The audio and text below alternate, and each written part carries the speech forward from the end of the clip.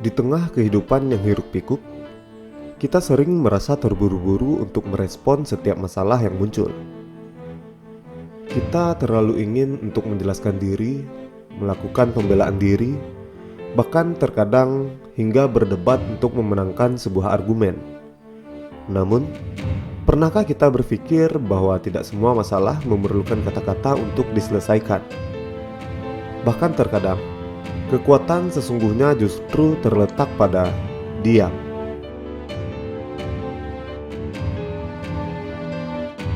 Kita hidup di dunia yang serba cepat, di mana komunikasi instan menjadi bagian dari rutinitas. Ketika ada masalah, kita cenderung segera merespon. Kita merasa harus menanggapi pesan, menjawab panggilan, atau membalas komentar di media sosial. Namun, ada saat-saat di mana respon yang terbaik bukanlah tindakan cepat, melainkan menahan diri, merenung, dan memilih untuk diam.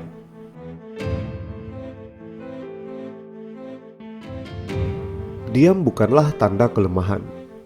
Diam bukan pula bentuk kekalahan. Sebaliknya, diam adalah bentuk kekuatan yang halus. Diam memberi kita ruang dan waktu untuk memahami situasi lebih dalam, untuk berpikir sebelum bertindak, dan untuk mengendalikan emosi sebelum emosi itu mengendalikan kita. Ketika kita diam, kita menciptakan ruang untuk merenung. Kita memberi diri sendiri waktu untuk meredakan amarah, menenangkan pikiran, dan menata ulang perasaan. Dalam situasi penuh emosi, seringkali kata-kata yang keluar dari mulut kita bukan menyelesaikan masalah, tapi justru malah memperparahnya. Diam juga memberi kita kesempatan untuk mendengarkan suara hati, bukan hanya merespon tuntutan dunia luar.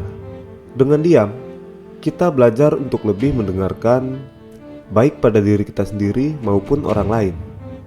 Banyak dari kita lupa bahwa dalam diam, kita bisa menemukan pemahaman yang lebih dalam tentang suatu permasalahan yang sedang kita hadapi.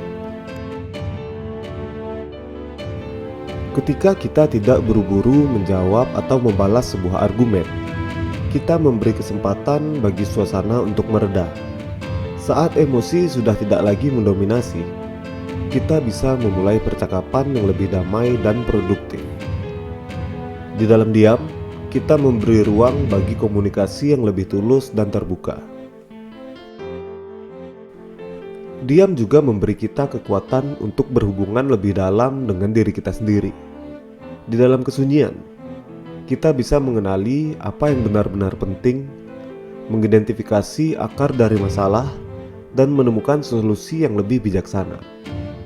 Terkadang, solusi terbaik datang ketika kita berhenti berbicara dan mulai mendengarkan apa yang sebenarnya dibutuhkan.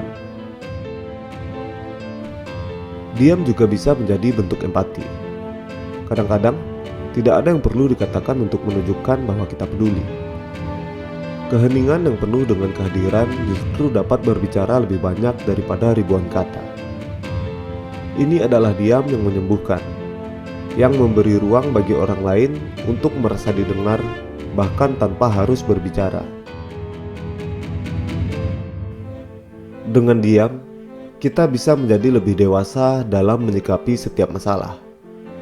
Kita tidak lagi terburu-buru untuk memaksakan pendapat atau merasa perlu selalu benar.